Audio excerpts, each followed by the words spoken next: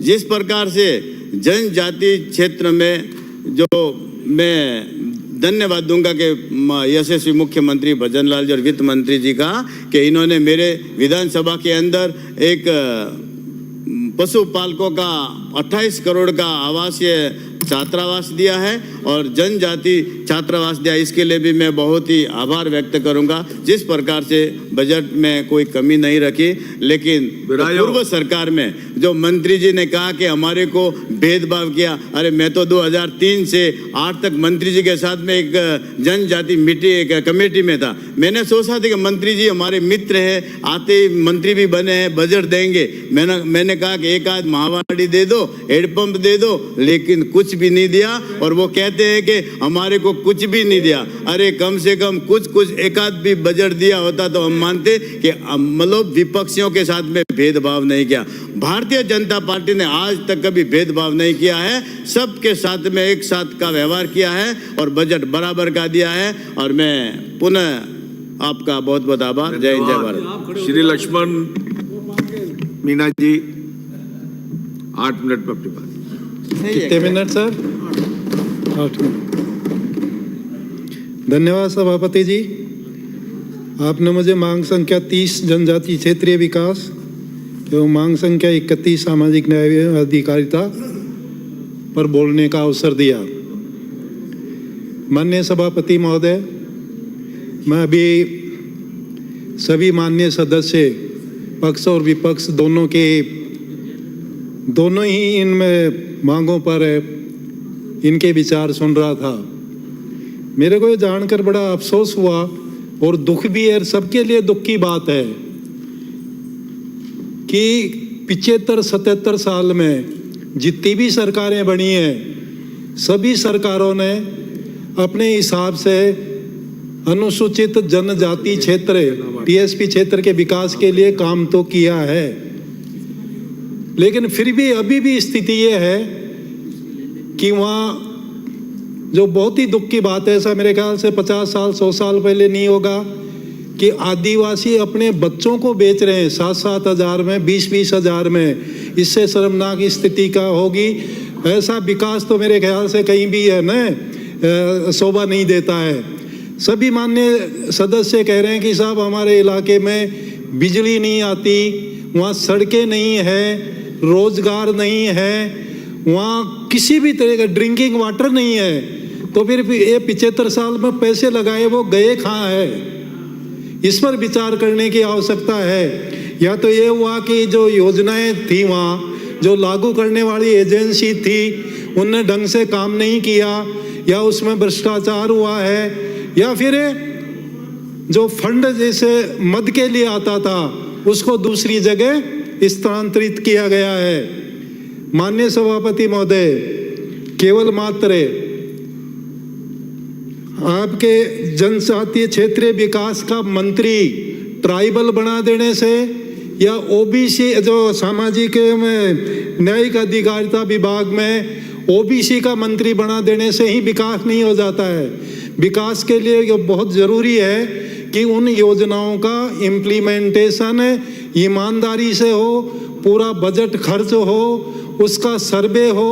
और मैं तो ये भी कहूँगा कि माननीय मंत्री जी, आपके माध्यम से इनका ध्यान दिलाना चाहता हूँ कि ये 75-77 साल में कितना विकास हुआ है, आदिवासियों के जीवन में क्या इम्पैक्ट आया है, क्या उनकी स्थिति पहले से बेहतर हुई है या बदतर हुई है, इसके लिए एक स्टडी की जाए। और वो स्टडी का रिजल्ट आने के बाद में फिर ये सोचा जाए कि इसको जो कार्य प्रणाली है, जो अभी जो आपने नीति अपना रखी है विकास की, उसमें कोई परिवर्तन लाया जाना चाहिए या नहीं लाया जाना चाहिए। तब तक नहीं तो इस तरीके से तो बजट आते रहेंगे, पैसे देते रहेंगे, बजट खर्च होगा भी नहीं, और कुल मिला के और आप कहते रहेंगे साहब हमने विकास कर दिया, और एक आदिवासियों को एक वोट बैंक के रूप में मान के और दोनों पार्टियां अपनी राग अलापते रहेंगे। इससे विकास होने वाला कतई नहीं संभव है। माननीय सभापति महोदय, इसमें जो आपने सरकार ने आदिवासियों को भी बांट रखा है। एक अधुसूचित एरिया टीएसपी एरिया जिसको कहते हैं, दूसरा माडा क्षेत्र है, तीसरा माडा क्लस्टर है, चौथा आपकी बिखरी हुई जनजाति एरिया है। मैं ये मान के चलता हूँ कि माडा क्षेत्र है, बिखरी जनजाति क्षेत्र है, माडा क्लस्टर, उसमें फिर भी विकास दिखता है, आदिवासियों की स्थिति थोड़ी बेहतर है, लेकिन टीएसपी की स्थिति बहुत अच्छी नहीं है। इसके लिए और बजट देने की आवश्यकता है। जो एजेंसी काम कर रही है उनको और ताकत देने की आवश्यकता है।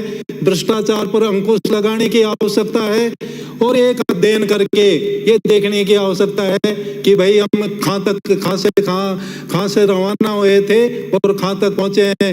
नहीं, इस तरीके का विकास होगा तो आप 100 साल तक भी इनको वैसे ही रखोगे, कुछ नहीं होने वाला है। जब 75 साल में ही नहीं हुआ तो आगे क्या कर दोगे आप? बजट आप दे दोगे, बीजेपी वाले आएंगे तो कहेंगे जी हमने आपसे कांग्रेस से बढ़ के और बहुत ज्यादा बजट दे दिया, हम ही आदिवासियों के शुभचिंतक है। जब कांग्रेस सरकार आएगी तो बीजेपी वाले को गाड़ी ठोकेंगे, कहते हैं कि आप तो उनके आदिवासियों के दुश्मन हो, असली शुभचिंतक तो हम है। तो इस तरीके से चलने से तो आदिवासियों का विकास होने की संभावना कतई नहीं है। मैं माननीय सभापति महोदय, ये बात तो आदिवासियों के इसके हुई, लेकिन सामाजिक न्याय एवं अधिकारिता विभाग जैसे हमारे माननीय सदस्य का बहुत बड़ा विभाग है, बहुत सारी योजनाएं हैं। भारत सरकार की जितनी भी योजनाएं उनकी क्रियान्विति भी इन्हीं के थ्रू होती है। राज्य सरकार की योजनाएं, सामाजिक सुरक्षा की योजनाएं, उनकी क्रियान्विति भी इन्हीं के थ्रू होती है। लेकिन इसमें भी खामी है, बहुत ज़्यादा खामी है। योजनाओं की क्रियान्विति ढंग से नहीं की जाती है, समय पर ध्यान दिया नहीं जाता है। मैं कहूँ कि आपके एसटी के जो बच्चे हैं उनकी 3-3 साल से स्कॉलरशिप नहीं आ रही है, और जब पूछा जाता कहते हैं कि भारत सरकार से पैसे नहीं आ रहे। भारत सरकार से तो पैसे आप लाइए, आपकी सरकार है। कहिए अगर आप अनुसूचित जनजाति के बच्चों को उनमें शिक्षा का प्रचार प्रसार करना चाहते हैं, उनको आगे बढ़ाना चाहते हैं तो स्कॉलरशिप तो दीजिए जितनी भी देते हैं आप। माननीय सभापति महोदय, इसके अलावा जो पालनवार वाली, माननीय मेरे से पूर्व माननीय सदस्य ने बताया था कि 3 बच्चों का है। माननीय सभापति महोदय, बिल्कुल निश्चित रूप से ये होना चाहिए कि 3 के अलावा भी अगर 5 बच्चे हैं तो उनको भी इसमें शामिल किया जाना चाहिए और इसको वो करना चाहिए। माँ बाड़ी, जो आपके जो आंगनबाड़ी है, आंगनबाड़ी केंद्रों की स्थिति बहुत ही दयनीय है, बहुत पैथेटिक है। वहाँ टॉयलेट्स नहीं है, वहाँ पंखे नहीं है, वहाँ बिजली नहीं है। आप किराए की बिल्डिंग है उसको 200 रुपये देते हैं, 200 रुपये में कोई बिल्डिंग किराए की मिलती नहीं है। तो इसमें भी ये जो माननीय मंत्री जी ध्यान दे कि कम से कम उनमें बिजली, कुछ 1-2 कुर्सियाँ, टॉयलेट, इसकी व्यवस्था हो और ज़्यादा से ज़्यादा नरेगा में ही बनवाएं। ये आप इसके ना आंगनबाड़ी केंद्र को ना निर्माण होना चाहिए। इसी तरीके से माँबाड़ी के भी यही स्थिति है। जो माँबाड़ी की जो स्कूलें चल रही है और वो जो दूर दराज के इलाके में है, वो भी किसी के मकान में चल रही है, किसी के झोंपड़े में चल रही है, उनके लिए भी बिल्डिंग्स नहीं है, तो उनके लिए भी बजट दिया जाना चाहिए। इसके अलावा भी